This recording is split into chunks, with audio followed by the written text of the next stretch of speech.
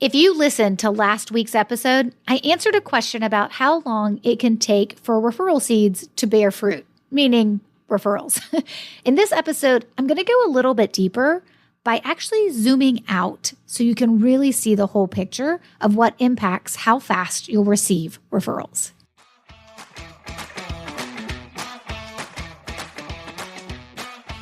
Hey there, and welcome to episode 321 of the Roadmap to Referrals podcast, a show about helping you build a referable business.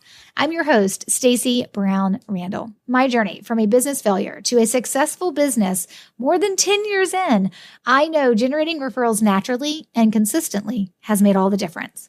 Working with clients around the world, we leverage the science of referrals, protect relationships above all else, and help you build a referable business. In last week's episode, which is episode 320, so if you haven't listened to it, it'll be easier and less confusing for you if you go back and listen to that episode. So if you haven't listened to 320, hit pause, go back, listen to that, then come back and join me here for episode 321. But on 320, I talked about what impacts how long it takes for referral seeds to actually come to fruition, meaning you receive referrals. The answer was always going to be, well, it really depends how long it's going to take. It's going to depend on who you're planting referral seeds with and what you can and can't do to impact the process.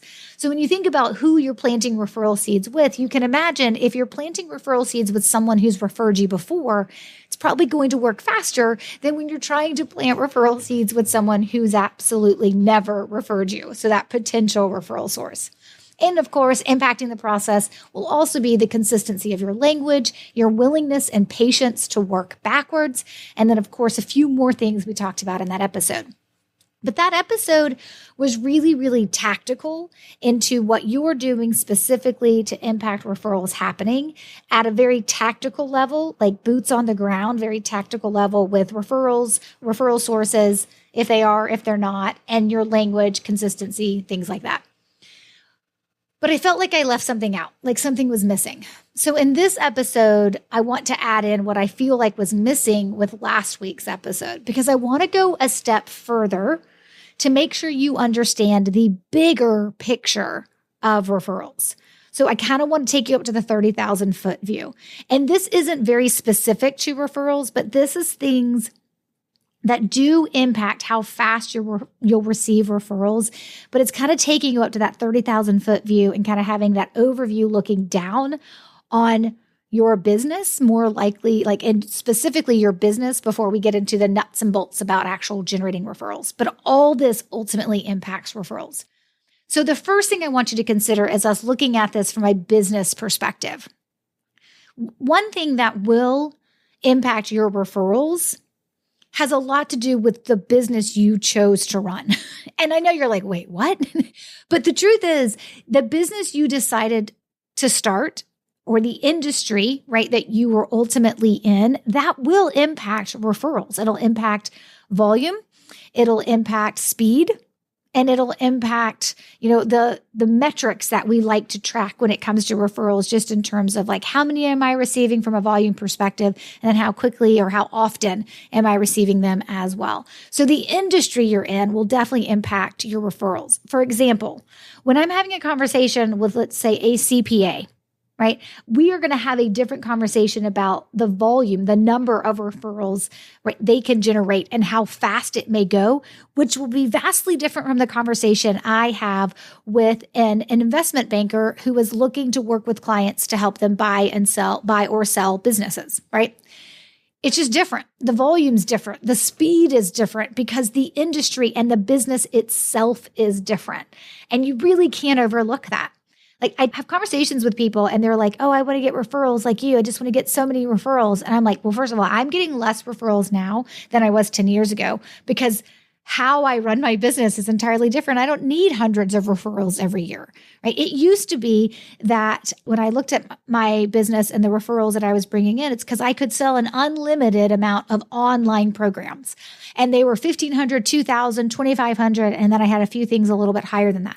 So to make any money off of a $2,000 client, you need a lot of them. So obviously my need for referrals was larger. But when I shifted my model a number of years ago, and now I work with clients in a more intimate way, whether that's in my VIP one-on-one, right, where I go to them and work with them and their team, or I do it in my BRB, Building a Referable Business Coaching Program, those price points start at $10,000 and go up. And so from that perspective, I need less. And so the volume changes. So the industry you're in, but also the types of clients you work with and how you work with your clients. Like, what are your price points? How many of those clients do you need? So back in May, I released a new starter course. I affectionately refer to it as the starter course. It's called Your Next 5 Referrals. And the idea is that it's the things I wish business owners would put in place before they actually hired me. It just allows me to go a lot faster if these things are already in place. So as you can imagine, obviously one of the things that we talk about in the Your Next 5 Referrals, it is an online program. But one of the things we talk about is making sure you just have a process for intake about how you are tracking the referrals that you receive, and obviously your thank you card process and identifying who your referral sources are. And there's a lot more to that, but that's some good baseline stuff that we go through. And I give the templates and show you how to do it and walk you through it step by step. But there's one thing I do in there before we got and part of Your Next 5 Referrals. We also talk about establishing what your referral goals would be as well, if you're looking at how many referrals you want in the next 12 months. And there's an exercise that I have those clients do, and that is called client capacity. That determines so much about your referral goal in terms of how many referrals you need and what conversion to paying client from referred prospect you ultimately need to hit. And so I always tell folks, don't set a goal for how many referrals you want until you know how many clients you ultimately want to work with in a year. So it's not just how many clients you want to work with clients or how many clients you want to work with in a year, but it's also the types of clients you work with and how you work with those clients. So all of that affects, if you're looking at this from a business perspective, it's the industry you're in, right? It's the how many clients you need to work with. It's the types of clients that you work with, right? And exactly how do you work with those clients? What does that look like? Your price points, right, come in to play there as well. What is the price points of your different service offerings? And then, of course, how often folks are actually looking to solve your problem. And so some problems only come around every 5 to 7 years. If you're a real estate agent, I may be looking to only buy or sell the house that I'm in maybe every 7 years. I believe that is the reoccurring statistic for how often a repeat client comes back to a real estate agent. And so that's every 7 years, right? So that's going to impact what you're looking for in terms of referrals for deals you want to close this year. Right. So there's a lot that actually goes into this, and you really need to take some time. You are a smart business owner, so you need to take some time thinking through ultimately, what does your business look like? What are you ultimately after? And understanding how that plays into your referral results. This isn't because you're in this industry, you'll not get any referrals. That's not what I'm saying at all. But what I am saying is because you're in this industry, maybe you only need 5 or 10 versus some of you need 50 or 75. And you got to know that, because that is also going to impact how fast you're going to receive referrals. It's based into the fact of where are you, right, in terms of how clients work with you, the types of clients you work with, how often are they looking to solve their problems, what industry are you in, what does it look like to work with people in your industry, and what is your capacity for clients? So while there's a lot of tactical things that I know you can do to impact how fast you'll receive referrals. And again, that was more on last week's episode 320. I just feel like I would be remiss if we didn't have a conversation about some other things that impact your referrals that are actually out of your control, because it's a little bit, it has to do with, it's in your control you could change your business, but you don't need to do that. You just need to understand and consider, hey, there's some things that impact referrals in my industry, how often folks are looking to solve problems and working with people like me, the types of clients that I work with, how I'm working with my clients, the price points that I work with my clients, right? All that matters. Okay. So that's the first thing I want you to kind of keep in mind, is that we need to look at this from a business perspective, your business perspective, as it comes to impacting referrals. Now, let's talk about the second part, and that has to do with what you believe. Hey there. Pardon the interruption. If you're a longtime listener of this podcast, then you've heard me mention my Building a Referable Business coaching program. But did you know it's only one of the 3 ways to work with me? If you are just dipping your toe into getting serious about referrals, or just really wanting to check out what I'm all about, then I encourage you to grab your spot in my starter course called Your Next 5 Referrals. If you have a small team and you really just want me to do it all, you want me to build your strategy for you and then teach it to you and your team live, then check out my VIP Referrals in a Day program. Link to all 3 ways to work with me: the starter course, Your Next 5 Referrals, the Building a Referable Business coaching program, and the VIP Referrals in a Day program are all listed in the show notes page for this episode. Plus, they're listed right there on my homepage at stacybrownrandall.com. Now back to the episode. Okay, the second thing I want us to look at is what you believe. And I know you're like, oh no, here comes the word mindset, the M word. I think that mindset gets a lot of overplay when it should really be seen as most important and most serious, and it is, and all those things. But I think sometimes, it's like we latch onto something and then in our world, we just have a tendency to overdo it. But I really do know that what you believe will impact how fast you receive referrals and if you receive referrals and how many. And so your mindset of do you believe you deserve them?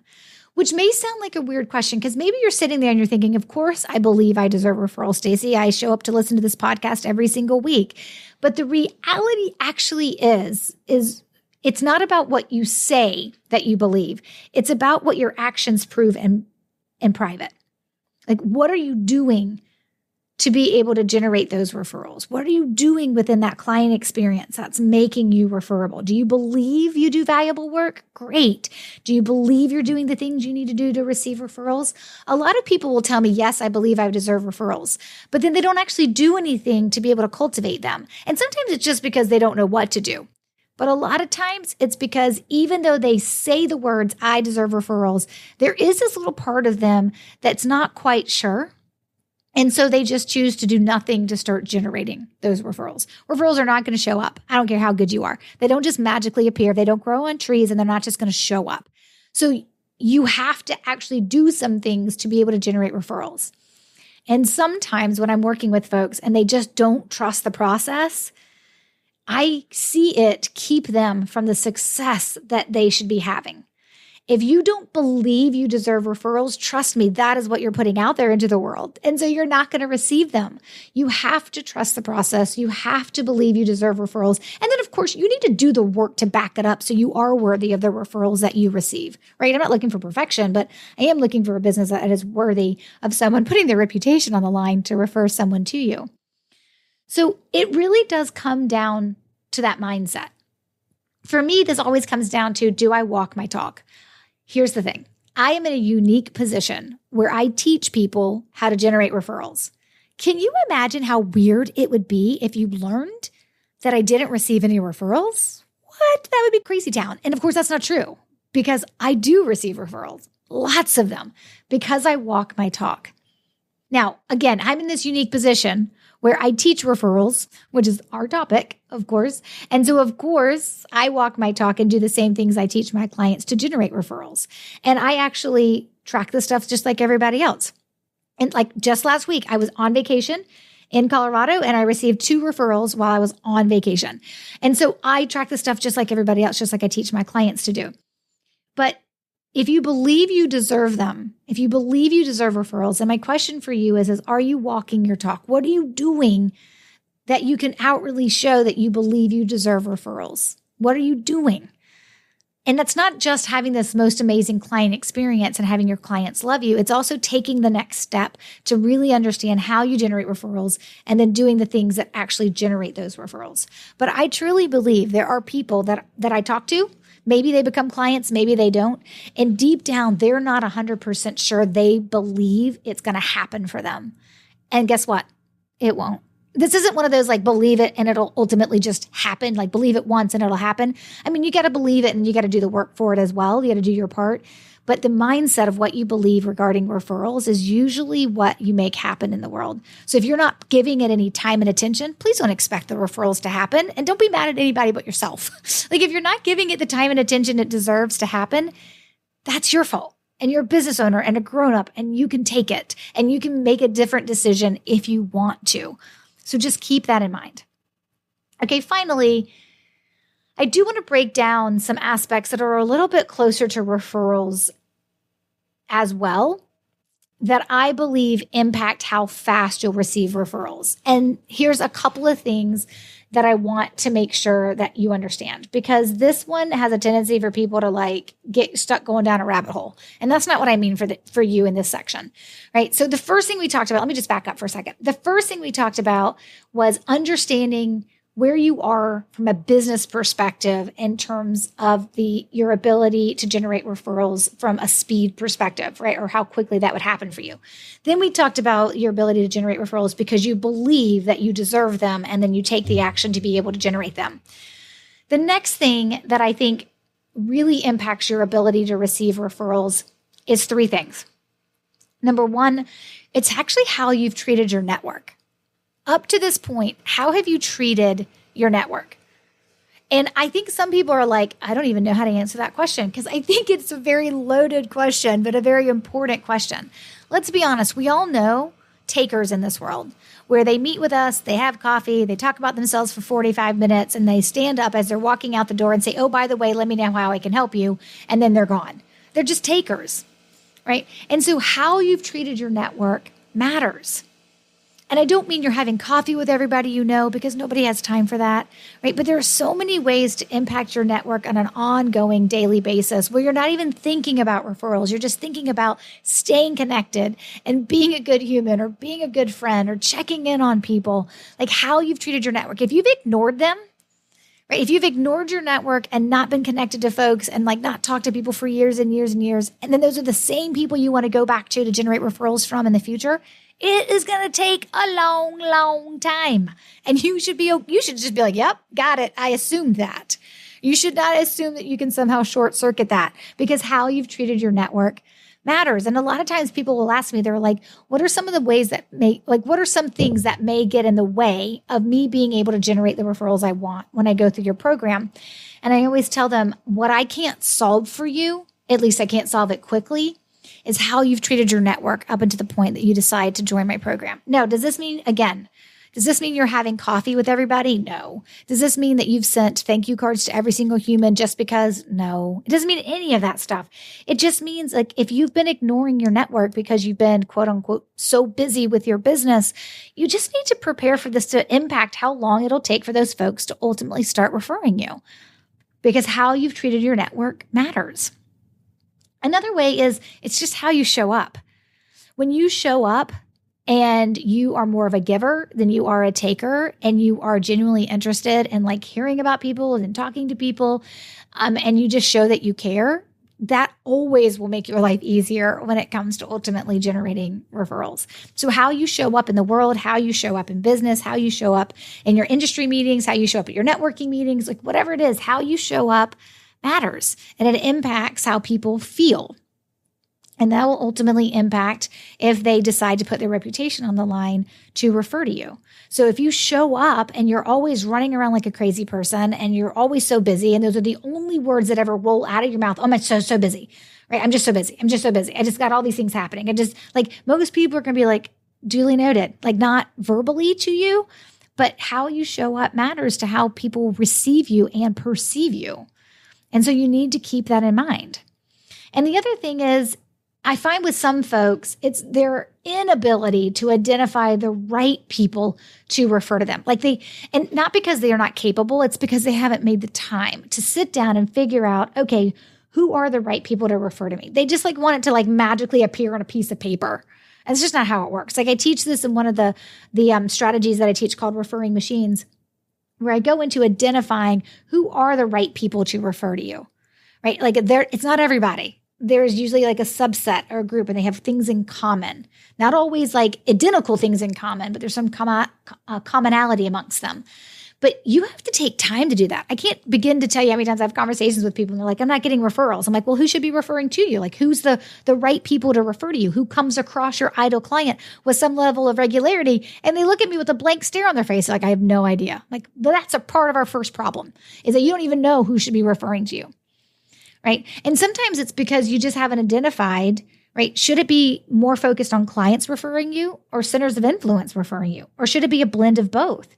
Do you know who swims upstream from you, meaning they come across your ideal client before you do, so they would have that problem acknowledged and they can send them downstream to you, right? Like, you got to spend some time on this stuff. And I find that people don't do that.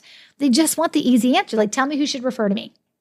I can't do that. I mean, I probably can if you're like a very generic type of business, right? Because obviously, like, I've worked with so many interior designers. Yes, I do know who should be referring to you, but who those ultimate people will end up being, there may be others that could refer to you that you haven't identified, right? And that's important for us to note.